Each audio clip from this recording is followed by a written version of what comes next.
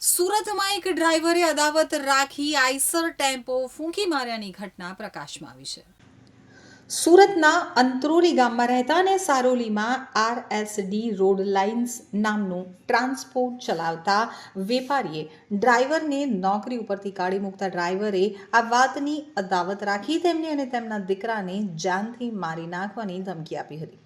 આ સાથે જ ટ્રાન્સપોર્ટના ગોડાઉનમાં ઘૂસી અંદર પાર્ક કરેલ આઈસર ગાડીમાં આગ લગાવી દીધી હતી, જેના કારણે ₹16.50 લાખનું વેપારીને નુકસાન થયું હતું. આ બનાવને પગલે આખરે ટ્રાન્સપોર્ટના માલિકી સારોલી પોલીસ મથકમાં આ મામલે ફરિયાદ નોંધાવતા પોલીસે આરોપી સામે ગુનો દાખલ કરી વધુ તપાસ હાથ ધરી છે. તો મળતી માહિતી પ્રમાણે મૂળ રાજસ્થાનના ઉદયપુરના વતની અને સુરતના કડોદરા વિસ્તારમાં આંત્રોલી ગામ ખાતે આવેલ ઓમકાર રેજન્સીમાં રહેતા 45 વર્ષીય રાયસિંગ ભેરુસિંગ દેવડા ટ્રાન્સપોર્ટના વ્યવસાય સાથે સંકળાયેલા છે. સુરતમાં સારોલી ગામમાં કાંતેશ્વર સોસાયટીની બાજુમાં તેમનું RSD રોડ લાઇન્સ નામનું ટ્રાન્સપોર્ટનું ગોડાઉન આવેલું છે.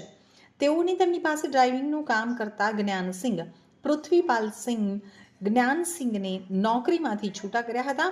આ વાતની અદાવત રાખી જ્ઞાનસિંહે રાયસિંગભાઈના દીકરા અભિજીતના तुम गोडाउन से बाहर निकल के दिखाओ, मैं तेरे को और तेरे बाप को जान से मार दूंगा और तुम्हारा गोडाउन और गाड़ियां भी जला दूंगा એવી ધમકી આપી હતી.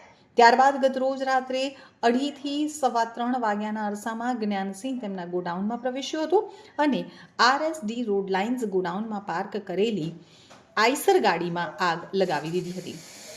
ગણતરીની મિનિટોમાં આગ ઉપર કાબુ મેળવી લીધો હતો અને આઈસર ટેમ્પોમાં આગ લાગી હોવાથી ફાયર વિભાગને જાણ કરવામાં આવી હતી. તો ફાયર વિભાગનો કાફલો ઘટના સ્થળે દોડી ગયો હતો અને આગ ઉપર કાબુ મેળવી લીધો હતો. જો કે તે પહેલા આઈસર ટેમ્પો બળીને ખાખ થઈ ગયો હતો, જેના કારણે આઈસર ગાડીમાં ₹16.50 લાખનું નુકસાન થયું હતું. આ બનાવને પગલે રાયસિંગે સારોલી પોલીસ મથકમાં જ્ઞાનસિંહ સામે ફરિયાદ નોંધાવતા પોલીસે ગુનો દાખલ કરી વધુ તપાસ હાથ ધરી છે.